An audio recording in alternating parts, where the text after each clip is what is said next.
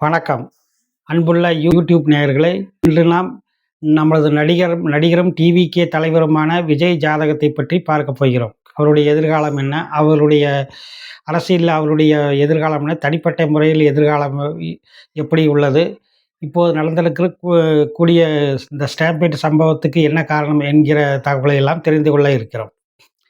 நம்ம விஜய் அவர்கள் பார்த்தீங்கன்னா, 22/6/1974 காலை 9:25க்கு கடகலக்கணம், கடகராசி, பூச நட்சத்திரத்தில பொறந்திருக்கிறாருங்க. கடகலக்கணம், கடகராசி, பூச நட்சத்திரத்தில பொறந்திருக்கிறார். இப்போது விஜயினுடைய ராசி கட்டம், நவாம்ச கட்டம், தசாம்ச கட்டம் ஆகிய கட்டங்கள் திரையில் வருகிறது. அதையும் பார்த்துக் கொள்ளலாம். ஜோதிடர்கள் இதை பார்த்து ஆராய்ந்து பார்த்துக் கொள்ளலாம்.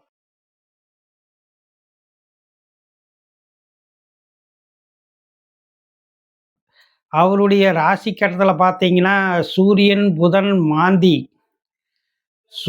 புதன், மாந்தி, சனி ஆகிய கிரகங்கள் அவருடைய ராசி கட்டத்தில் 12ஆம் இடத்தில் சேர்ந்திருக்கிறது.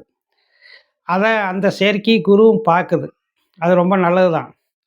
ஆனா, இந்த சேர்க்கையினால என்ன விளைவுகள் ஏற்படும்னு கேட்டீங்கன்னா, எப்போதெல்லாம் இந்த பாவ கிரகங்கள் இந்த மிதுனம், துலாம், கும்பம் போன்ற ராசிகளில் எப்போதெல்லாம் பெயர்ச்சியாகி வருகிறதோ, அப்போதெல்லாம் அவருக்கு அரசியல்வாதிகளாலும், அரசாங்கத்தினாலும் பலவிதமான தொல்லைகளும், பிரச்சனைகளும் அவருக்கு வரக்கூடும். இப்போ உதாரணமா இந்த ஸ்டாம்பேட் சம்பவம் நடந்தப்ப துலாத்துல செவ்வாய் இருந்தது. ராகு அந்த குரு அவருடைய ஜாதகத்துல இருக்கக்கூடிய குருவோடு இணைஞ்சிருந்தது. அது மாந்திக்கு ட்ரையாங்கிள்ல இருந்த காரணத்தினால இது மாதிரியான ஒரு நிகழ்வுகள் அவருக்கு நடந்தது. இப்போ அவருடைய ஜாதகத்தினுடைய மற்ற விவரங்களை நாம் பார்க்கும்போது, இவருக்கு சந்திரன் நின்ற நட்சத்திராதிபதி, ஒரு அரசியல்வாதியின் ஜாதகம் சந்திரன் நின்ற நட்சத்திராதிபதி பலகீனமடையக்கூடாது. ஆனால் இவருக்கு பலகீனம் அடைஞ்சிருக்குது. இருந்தாலும் குரு பார்வை அடைஞ்சிருக்குது. குரு பார்வை பலம் பலகீனம் அப்படிங்கிற மாதிரியான தொடர் விஷயங்களே இவருடைய ஜாதகத்தில் இருக்குது. 5ஆம் அதிபதி நீச்சமடைகிறார். 9ஆம் அதிபதி 8ல் மறைகிறார். இருந்தாலும் 5ஆம் அதிபதி லக்னாதிபதியோடு சேர்ந்து நீச்ச பங்கம் அடைகிறார். 9ஆம் அதிபதி 8ல் மறைஞ்சாலும் தன்னுடைய சொந்த நட்சத்திரத்தில் இருக்கிறார். அவர் நவாம்சத்தில் சுபத்துவமாகவும் இருக்கிறார். அப்போ இது பார்த்தீங்கன்னா, இந்த தசாம்சத்தில் இந்த சூரியன் இவருடைய அரசியலுக்கு காரகமான பொதுவாக அரசியலுக்கு காரகமான சூரியன்கிற கிரகம் ராசி கட்டத்தில் சனி சூரியனோடு சேர்ந்திருந்தாலும் நவாம்ச கட்டத்தில் தனுசு ராசியில் இருக்கிறார். அதே மாதிரி இவருடைய தசாம்ச கட்டத்தில் பார்த்தீங்கன்னா, அவர் ஆட்சி பெற்று ரொம்ப வலுவான முறையில் இருக்கிறார். அவருடைய தசாம்ச லக்கணத்துக்கு சூரியன் ஆட்சி பெற்று இருக்கிறார்.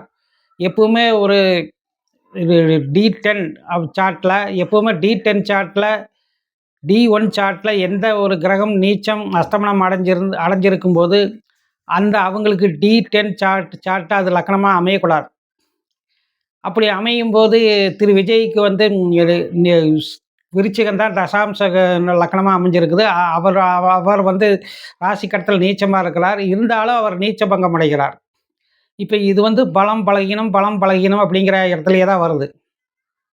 அவருடைய ஃபிலிம் கேரியரை பார்த்தீங்கன்னா, ஃபஸ்ட்டு மிக மோசமான தோல்விகளை சந்தித்தார். அதுக்கப்புறம் ஒரு விஜயகாந்த் என்கிற ஒரு ஆளுமை மிக்க ஒரு சினிமா நட்சத்திரத்திலும் ஒரு செந்தூர பாண்டிங்கிற ஒரு படத்தில் அவர் நடித்து கொடுத்தார். அதிலிருந்து அவருடைய மார்க்கெட் ரொம்ப பூஸ்டாக ஆயிடுச்சு. அப்போ இது மாதிரியான விஷயங்களும் இவருடைய ஜாதகத்தில் இருக்கிறது. இந்த தசாம்ச கட்டத்தில் இந்த 10ஆம் அதிபதி 7ஆம் இடத்தில் இருக்கிறார். பரிவர்த்தனையோடு இருக்கிறார். சனிக்கு 10ல் செவ்வாய் இருக்கிறது. சனிக்கு 2 7 குடைய கிரகம் நீச்சமடைஞ்சு 10ல் இருக்குது. சனிக்கு 10 குடைய கிரகம் நன்றாகவே இருக்கிறது. இவருடைய தசாம்ச கட்டத்தில் மற்ற கிரக அமைப்புகளும் நன்றாகவே இருக்கிறது. அதனால் தசாம்ச கட்டத்தை பொறுத்த வரைக்கும் இவருக்கு எந்த ஒரு பிரச்சனையும் இல்லை. எப்பவுமே இந்த மாதிரியான இவருக்கு எந்த ஒரு பிரச்சனையும் இல்லைன்னு சொன்னாலுமே கூட, எப்பவுமே இது மாதிரியான தசாம்ச கட்டம் உள்ளவர்களுக்கு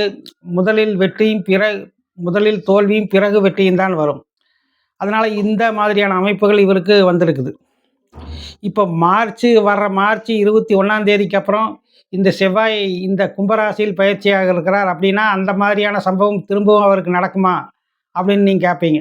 ஏன்னா வந்து நாம ஏற்கனவே சொன்ன மாரி துலாம், கும்பம், மிதுனம் இந்த ராசிகளில் இந்த பாவகிரகங்கள் பயிற்சியாகி நடக்கும்போது இவருக்கு இவருடைய வாழ்க்கையில் ஏதாவது அ ட்விஸ்ட் அண்ட் டர்னிங் அந்த மாரியான சம்பவங்கள் ஏதாவது நடக்கும் அப்படிங்கிற ஒரு தன்மையை நாம சொல்றோம். ஆனா, இந்த மார்ச் 21, 2026ஆம் தேதி வாக்கில் வரக்கூடிய இந்த செவ்வாயினுடைய தொடர்புகள் அப்படி ஒண்ணும் பெரிசா இவர பாதிக்காது. ஏனென்றால், அவர் குரு பார்வையில் இருக்கிற காரணத்தினால், அந்த செவ்வாய் ராகுங்கிற தொடர்பு கும்பத்தில் ஏற்படும்போது, இவருக்கு பெரிதாக ஒன்றும் பாதிப்பு இருக்காது. இப்போ திசாபுத்திகள பார்க்கும்போது, இவருக்கு கோச்சார ரீதியாக இப்ப சனி இப்ப குரு வந்து அதிசார குரு செவ்வாய், சந்திரனோடு சேர்ந்திருக்கிறார். இதற்கு பிறகு திரும்ப மிதுன ராசிக்கு போகும்போது சூரியன், சனி இருக்கக்கூடிய கட்டத்துக்கு தான் போய் அங்க அவரு சூரியன், சனியோட மெர்ஜ் ஆவார். அதிலிருந்து இவருடைய அரசியல் பயணங்கள் ரொம்ப ஸ்பீடாவும், ரொம்ப நல்ல முறையிலும் இருக்கும். இப்போ இவருக்கு சுக்கிர மகாதிசையில் இந்த லக்கணத்துக்கு மிகவும் பாதகாதிபதி என்று கூறக்கூடிய கடக லக்கணத்திற்கு மிகவும் பாதகாதிபதி என்று கூறக்கூடிய சுக்கிர மகாதிசையில் குரு புத்தி நடந்துட்டு இருக்குது. இந்த சுக்கிர தசை இவருக்கு 11 லாபத்தில இருக்குது. கேதுவோடு சேரும்போது அவர் பெரிய ஒரு பாதிப்பை எதையும் இவருக்கு தரமாட்டார். நல்ல யோகத்த தரக்கூடிய தன்மையில் தான் இருக்கிறார். இப்ப இவருக்கு வரக்கூடிய குரு புத்திங்கிறது 8ஆம் இடத்தில் இருக்கக்கூடிய காரணத்தினால், இவருக்கு இவருடைய 8ஆம் இடத்தில் இந்த சுக்கிர மகா திசைங்கிறது தெற்கு பகுதியிலிருந்து இந்த திசையை நடத்துகிற காரணத்தினாலும், இந்த குரு புத்திங்கிறது மேற்கு பகுதியிலிருந்து விபரீத ராஜயோகத்தை ஏற்படுத்தி நடத்தக்கூடிய காரணத்தினாலும், தமிழகத்தின் தென்மேற்கு திசைகளில் உள்ள பல பகுதியில் கணிசமான வாக்குகளை இவர் கண்டிப்பாக வாங்குவார். இவர் இவர் எப்படி சினிமாவில் விஜயகாந்த் என்கிற பெரிய ஒரு நடிகரோடு செந்தூர பாண்டியில் நடித்து அதன் பிறகு புகழ் பெற்றாரோ, அதே மாதிரி அரசியலிலும் மிக செல்வாக்கு மிக்க வேறொரு கட்சியோடு சேர்ந்தால் மிகப்பெரிய செல்வாக்கை இவர் அடைவார். ஆனால் அதே சமயத்தில் இந்த லக்கணத்துக்கு 8ஆம் இடத்தில் இருக்கக்கூடிய குரு புத்தி இப்ப நடந்துட்டு இருக்கிற காரணத்தினாலும், சுக்கிர திசையில் குரு புத்தியா இருக்கக்கூடிய காரணத்தினாலும், கோச்சார ரீதியாக வந்து பார்க்கும்போது இவருடைய ஜாதகத்துல இருக்கக்கூடிய அதாவது குரு புத்திங்கிறது எப்ப இவருக்கு நடக்குதுன்னு கேட்டீங்கன்னா, 24/4/2026க்கு பிறகு நடக்கக்கூடிய குரு புத்தி நடக்குது. அந்த குருவோட தான் இந்த செவ்வாய், ராகு ஆகிய கிரகங்கள் மெர்ஜ் ஆக போறாங்க. செவ்வாயின் மார்ச் 21ஆம் தேதி வாக்குல அங்க தான் போறார். அப்ப 2 பாவகிரகங்களெல்லாம் அந்த குரு சூழப்படுகிறார். அப்ப அப்படி இருக்கும்போது அந்த காலகட்டத்தில் இவருக்கு நல்ல கணிசமான செல்வாக்கு எல்லாம் இருக்கும். இவருடைய ஜாதகத்தின் வலுவின் காரணமாக, இவருடைய தசாம்ச கட்டத்தில் இருக்கக்கூடிய கிரகங்களின் வலுவின் காரணமாக இவருக்கு செல்வாக்கு எல்லாமே செல்வாக்கு எல்லாமே கிடைக்கும். ஆனால் வ ஆனால் தனித்து நின்று இவர் முதலமைச்சர் ஆவாரா? தனித்து நின்று இவரால் முதலமைச்சர் ஆக முடியுமா? அப்படின்னு கேட்டீங்கன்னா, அது மிகப்பெரிய சந்தேகம். தனித்து நின்று இவர் முதலமைச்சர் ஆவது மிகப்பெரிய சந்தேகம். மற்றபடி இவருடைய ஜாதகத்தில் இவருடைய செல்வாக்கு என்பது அரசியலில் இருந்து கொண்டு தான் இருக்கும். இன்னொரு 10 வருடத்துக்கு இவருடைய செல்வாக்கு இருந்து கொண்டு தான் இருக்கும். அரசியலில் ஒரு முக்கியமான இடத்தில் இவர் இருக்க செய்வார். மிகவும் நன்றி. வணக்கம்.